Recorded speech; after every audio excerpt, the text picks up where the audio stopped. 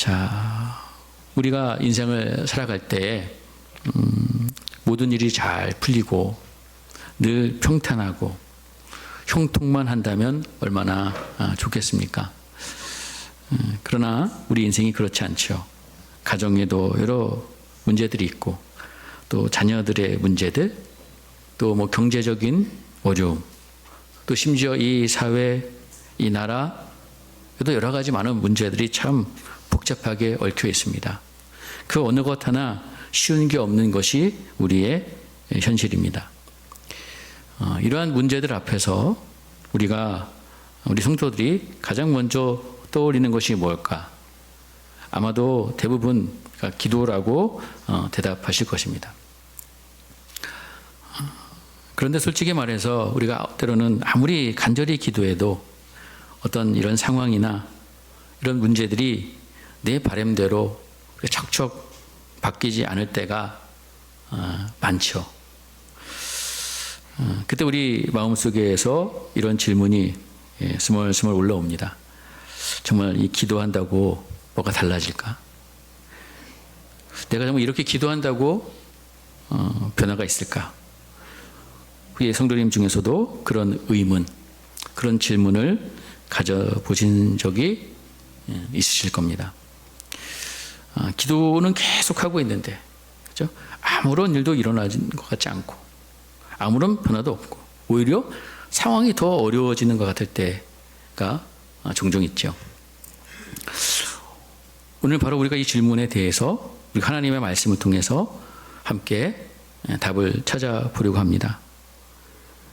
오늘 기도의 제목처럼 기도는 우리의 삶을 변화시킨다.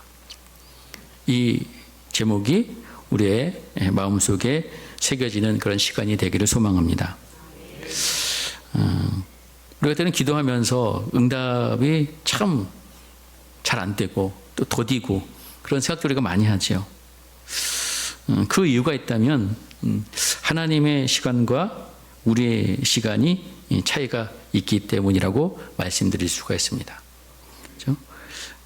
베드로후서 3장 8절에 보면은 주께는 하루가 천년 같고 천년이 하루 같다라는 이런 말씀도 있어요.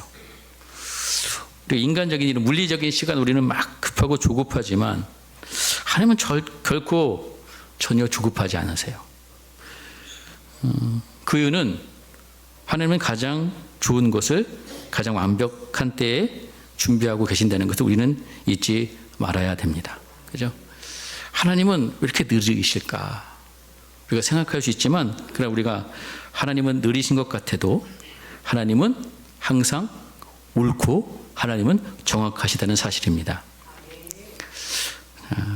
우리가 응답이 더디게 느껴지는 그런 신앙적인 이유가 있다면, 이런 늦다고 느껴지는 그런 기다림의 시간 속에서 하나님께서 우리에게 이루시고자 하는 더 큰 뜻, 더 깊은 뜻이 있다는 거죠. 우리를 더욱더 준비시키시고 성숙시키시기 위한 그 뜻, 또 회개를 통한 관계 회복의 뜻, 더 크고 선한 계획이 있다는 것입니다. 그래서 우리가 응답이 없다고 느끼는 그 시간이 낭비되는 시간이 아니라 하나님께서 저와 여러분을 훈련하시고 우리를 향하신 놀라운 계획을 가장 완벽하게 성취하시기 위해서 투자하는 시간이라는 것을 우리는 기억하면서 낙심하지 말고 끝까지 기도하고 회개를 통해서 하나님의 관계를 잘 점검하여서 하나님의 선하신 그때가 올 것임을 믿음으로 기대해야 된다는 것입니다. 우리가 역대기 말씀을 살펴보고 있는데 구약 성경 중에서 이 역대기 말씀은 성전을 중심으로 이 이스라엘의 역사를 다시 해석하는 책이라고 볼 수 있어요. 이 역대기 저자는 그래서 하나님 앞에서 우리의 마음을 낮추고 기도하는 행위를 왕들을 평가하는 데 아주 중요한 기준으로 삼고 있다는 것입니다. 그래서 역대기에 기도가 강조되고 있다는 거예요. 남유다 왕들을 쭉 기록되고 있는데 이 남유다 왕들을 평가할 때 보면 그 기준이 뭐냐면 다윗과 솔로몬의 표준을 따랐는지 그것이 기준이에요. 근데 그럼 다윗과 솔로몬의 표준이 뭐냐? 그 표준 중에 핵심 중에 하나가 뭐냐면 바로 하나님께 스스로 낮춰서 겸비해서 기도했는가라는 것입니다. 우리가 열왕기에 보면, 열왕기에는 또는 북이스라엘 왕들과 남유다 왕들이 쭉 나열되어 있어요. 그리고 이제 역대기에는 남쪽 유다 왕들이 쭉 이제 기록되어 있어요. 근데 열왕기에 기록된 왕들 가운데, 특히 남쪽의 왕들 가운데 최악으로 악한 왕으로, 최고 악한 왕으로 평가받는 왕이 누구냐? 바로 대표적인 사람이 므낫세라는 왕이 등장합니다. 근데 열왕기에서는 최악의 왕으로 평가하고 있는 이 므낫세 왕조차도 이 역대기에서는 그가 바벨론으로 포로로 잡혀갔을 때 하나님 앞에 마음을 낮추고 회개하고 기도했기 때문에 하나님께서 그를 어떻게 해요? 긍휼을 베풀어 주시고 회복시켜 주셨다고 기록하고 있어요. 반대로 죄짓고도 또 어려움을 당해도 회개 기도하지 않는 왕들은 회복이 없습니다. 벌 받는 걸로 끝나고 있어요. 이처럼 기도는 왕의 선악을 판단하고 그의 통치가 성공적이었는지를 평가하는 중요한 잣대가 되고 있는 것이 바로 역대하의 말씀이라는 겁니다. 자, 그럼 역대기에서는 우리가 알듯이 다윗과 이 솔로몬이 성전을 건축하는 인물로 그려졌다라고 말씀드렸어요. 솔로몬이 성전을 이제 건축하고 봉헌하면서 역대하 6장에 보면 7가지 간구를 하나님 앞에 올려드립니다. 이 장면은 이 성전이 솔로몬을 통해서 세워진 이 성전이 단순하게 하나님 앞에서 제사드리는 공간을 뛰어넘어서 정말 만민이 기도하는 집이다, 분명히 보여주고 있는 말씀이에요. 그렇죠? 성전의 이 기능 중에 가장 중요한 것이 뭐냐면 바로 기도였다는 거예요. 그래서 역대기 왕들이 이 기능을, 기도를 얼마나 잘했는가, 그 중요하게 다루고 있다는 거예요. 그래서 여러분, 우리가 이 역대기 할 말씀을 우리가 보면서 우리는 뭘 회복돼야 되느냐? 기도가 회복돼야 돼요, 여러분. 기도가 살아나야 될 줄 믿습니다. 오늘 우리에게 주신 이 본문의 말씀이 이 역대하 전체의 말씀을 간통하는 중요한 말씀이라는 거예요. 자, 여러분, 솔로몬이 성전을 다 짓고 그리고 하나님께서 응답해 주시는 장면이 두 군데에 나옵니다. 다 짓고 나서 기도했을 때 하나님께서 응답해 주시는 이 장면, 그죠? 오늘 우리가 역대 7장에도 읽었고 열왕기상 9장에도 이 비슷한 내용이 거기에 다뤄지고 있어요. 똑같은 사건을 다루고 있어요. 근데 열왕기상 9장에 있는 말씀과 오늘 우리가 읽은 역대하 7장의 말씀이 조금 차이가 있습니다. 바로 어떤 관점으로 보고 이것을 기록했는가에 따라서 기록의 내용이 좀 달라요. 물론 두 기록 모두 하나님의 영감으로 기록된 성경 말씀입니다. 순종에는 복이, 불순종에는 심판이 따른다는 기본 메시지는 일치하는데, 이 열왕기상 말씀은 이제 포로지의 나라가 망하고 성전이 무너지고 포로지에 끌려간 백성들에게, 그렇죠? 그래서 너희들 하나님 말씀에 순종했느냐 불순종, 이것이 기준이 되어서 왕들이 잘못한 것, 백성들이 우상 숭배한 것들, 이것들을 가감없이 기록하면서 왜 너희들 멸망했는지 아느냐? 그 이유가 뭔지 알아? 바로 불순종 때문이야. 경고를 주는 데 목적이 있었다면, 이 역대기 말씀은 이제 포로지로 끌려갔다가 돌아온 백성들을 위해서 기록된 말씀이에요. 이미 그들은 이제 심판을 겪었습니다. 나라도 망했고 성전도 다 무너졌고 똑같은데, 이제 그들은 이제 하나님의 약속의 말씀에 의해서 이제 다시 예루살렘으로, 유다 땅으로 돌아왔어요. 이제 그들에게 필요한 것은 심판 이야기가 아니라 이제 어떤 이야기가 필요했어요? 희망의 메시지, 소망의 메시지가 필요했던 겁니다. 그래서 너희들 성전 중심으로 하나님께 돌아오기만 하면 내가 다시 뭐 해주신다? 회복시켜 주신다.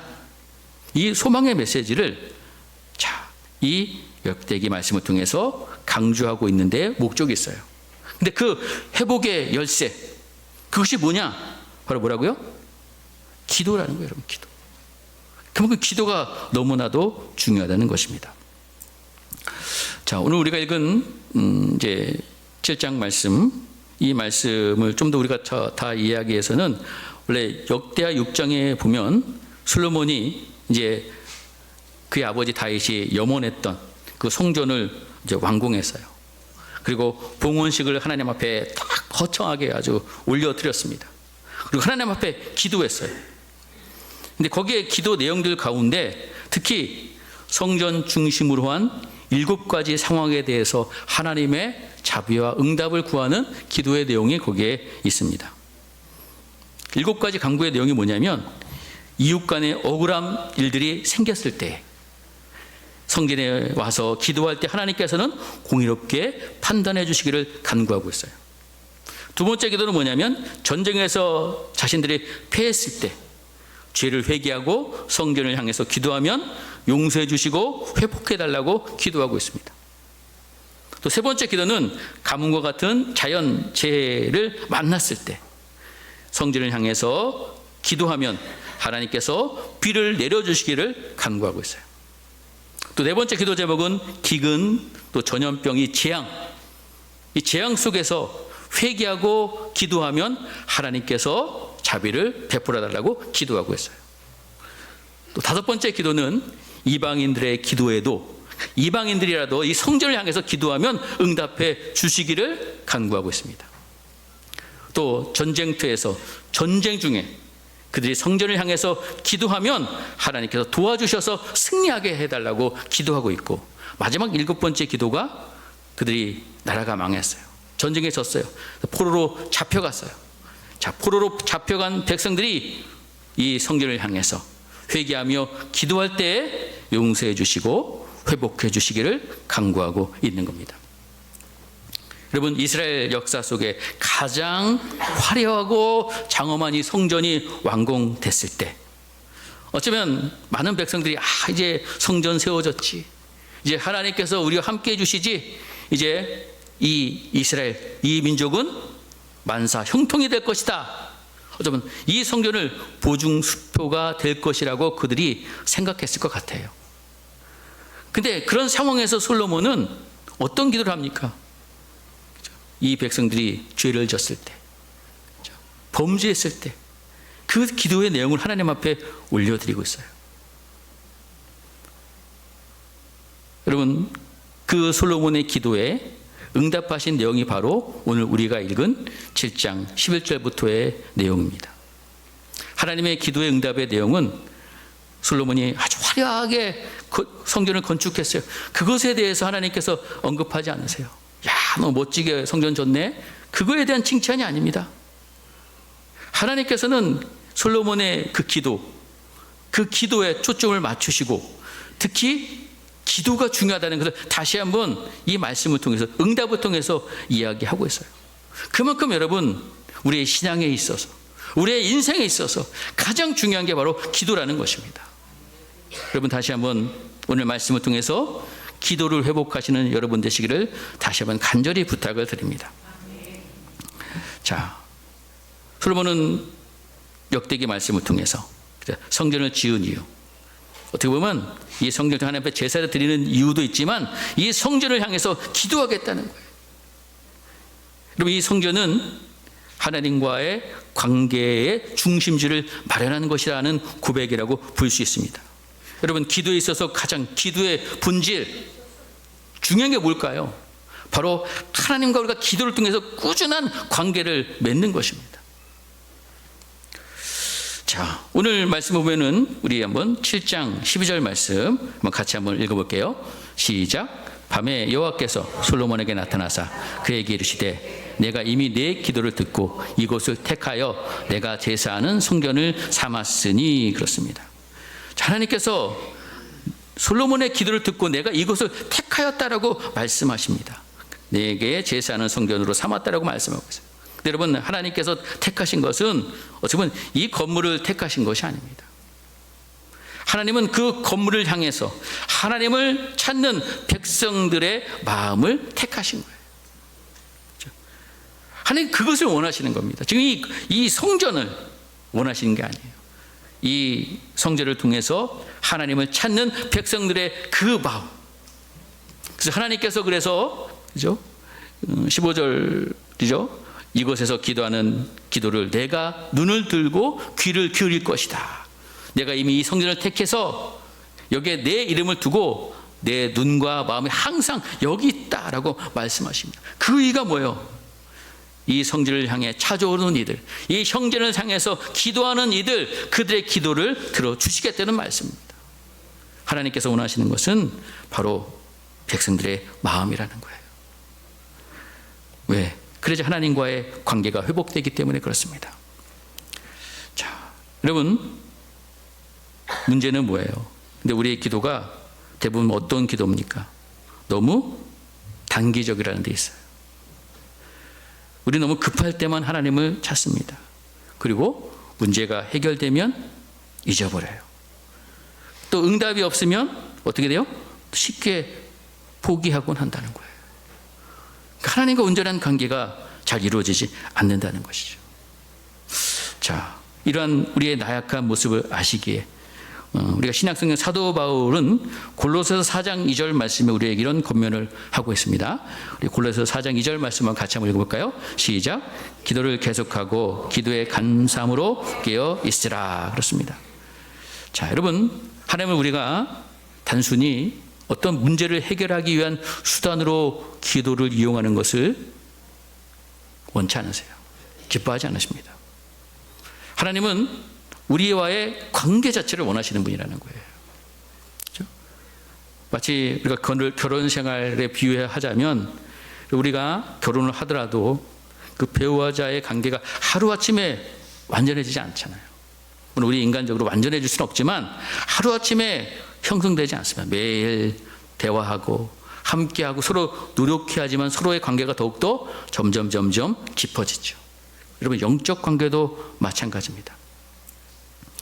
응답이 당장 오지 않더라도 그러니까 포기하지 않고 기도 자리를 지키는 것, 이것이야말로 하나님을 향한 이 관계, 그 관계의 중요성을 안 가고 그 관계를 잘 유지해 나가는 거예요. 우리의 기도가 일시적인 이벤트가 되서는 안 됩니다. 계속되는 삶의 방식 속에서 그 기도가 계속해서 이루어질 때에 그때 여러분 바로 응답의 문이 열리는 은혜가 있다는 것을 우리는 기억해야 될 줄 믿습니다. 그래서 우리는 하나님의 응답이 더디다고 느낄 때 우리가 쉽게 불평하고 자련하기 마련이지만 여러분, 바울은 아까 골로새서 4장 2절에 보면 또 감사함으로 깨어 있으라고 얘기하고 있어요. 기도한 후에 감사함으로 깨어 있어라. 응답이 눈에 보이지 않아도 그렇죠? 이미 우리에게 베푸신 구원과 은혜에 감사할 때에 우리의 영혼은 영적으로 잠들지 않고 깨어 있을 수 있다는 것입니다. 이 깨어 있는 믿음의 자세가 바로 우리가 응답이 지연될 때 낙심하지 않고요, 끝까지 하나님을 신뢰하는 그런 믿음의 힘을 만들어 준다는 거예요. 여러분, 기도는 우리의 상황을 바꾸기 전에 우리와 하나님 사이의 관계를 바꾸는다는 것을 우리는 기억해야 될 줄 믿습니다. 우리가 이 관계 속에서 우리는 포기하지 않는 그 헌신, 계속 기도하는 일을 배우게 되면서 우리는 깨어있고 하나님과 관계를 유지할 수 있다는 거예요. 자, 그래서 우리는 그래서 기도하기 전에도, 기도할 때도, 기도한 후에도 늘 깨어 있어서 늘 하나님과의 건강한 관계를 유지해 나가는 우리 성도들이 되어야 될 줄 믿습니다. 그 핵심이 바로 기도입니다. 자, 여러분, 오늘 소돌모문을 통해서 하나님께서 기도 응답 중에 가장 강력하고 현실적인 말씀이 바로 7장 13절 14절 말씀입니다. 우리 한번 같이 한번 13절 14절 함께 한번 읽어보겠습니다. 시작. 혹 내가 하늘을 닫고 비를 내리지 아니하거나 혹 메뚜기들에게 토산을 먹게 하거나 혹 전염병이 내게 백성 가운데 유행하게 할 때에 내 이름으로 일컫는 내 백성이 그들의 악한 길에서 떠나 스스로 낮추고 기도하여 내 얼굴을 찾으면 내가 하늘에서 듣고 그들의 죄를 사하고 그들의 땅을 고칠지라. 아멘. 자, 이 말씀은 우리의 질문에 대한 가장 명확한 답변을 담고 있어요. 왜 응답이 드릴까?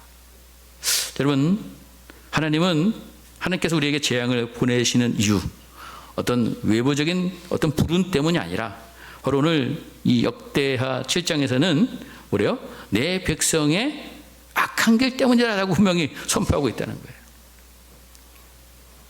따라서 여러분, 해결책은 어떤 외부 상황이 바뀌게 해달라고 요구하는 것이 아니라 먼저 누가 바뀌어야 돼요? 우리 자신이 바뀌어야 됩니다.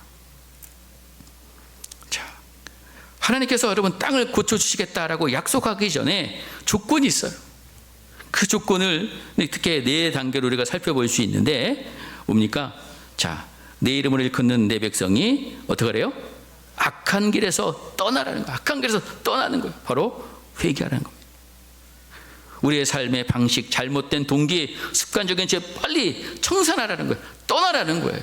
떠나지 않고는 여러분 기도가 안 됩니다. 막힙니다.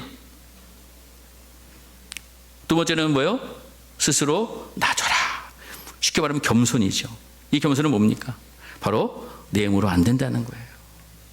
내 죄를 인정하고 내 약함을 인정하고 나는 안 됩니다. 나는 할 수 없습니다. 하나님을 전적으로 의지하는 거죠. 그리고 뭐요? 기도하여 간구하는 거. 하나님께 도움을 요청하는 겁니다. 하나님 도와주시옵소서. 하나님 나를 죄악 가운데 건져 주시옵소서. 그리고 내 얼굴을 찾으면 이제 찾는다.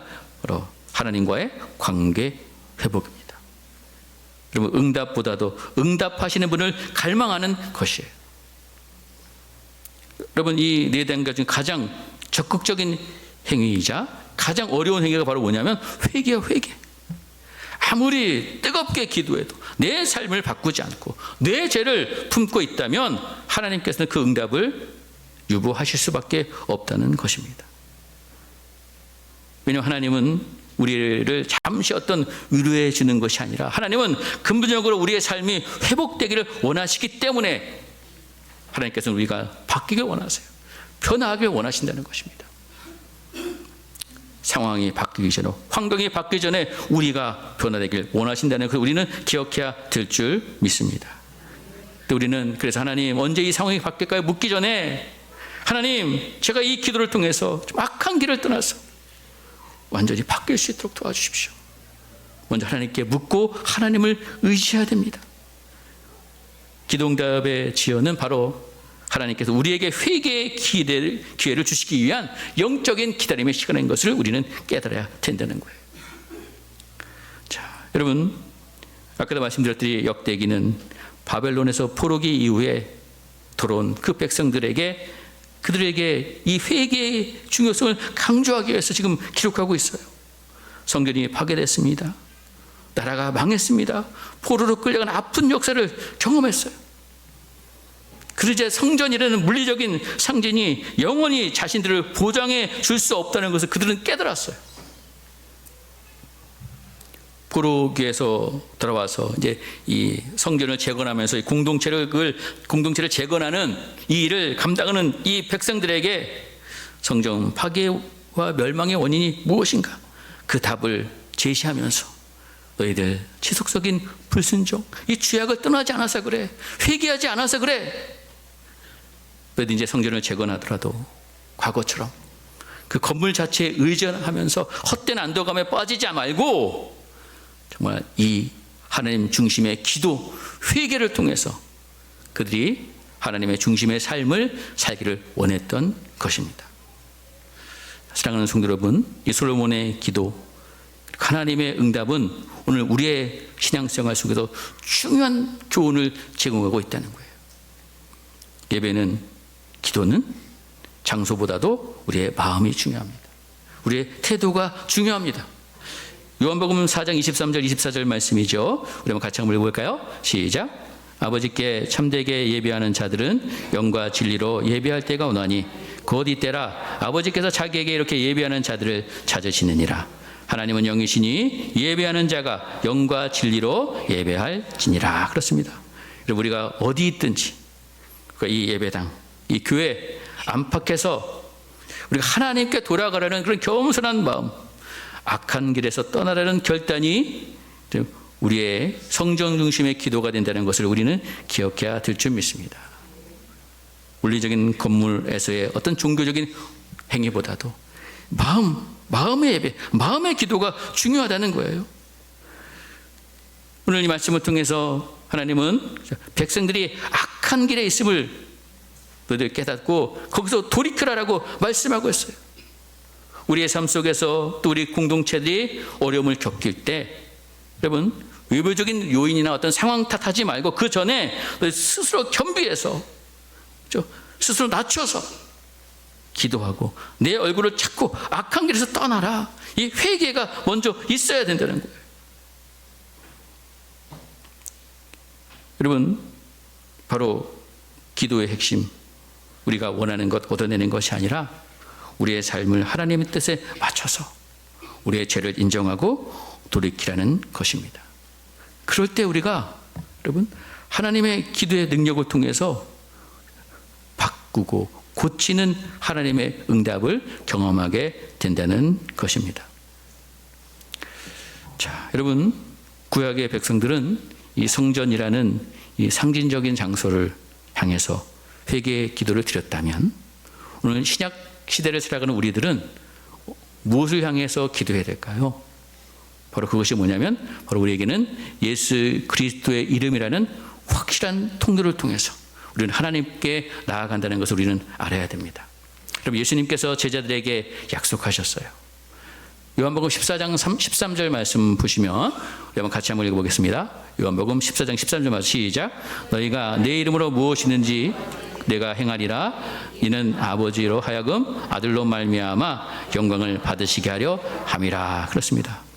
우리가 응답이 더디더라도 계속 기도할 수 있는 이유는 바로 우리에게는 이 이름의 권세를 주셨기 때문에 그래요.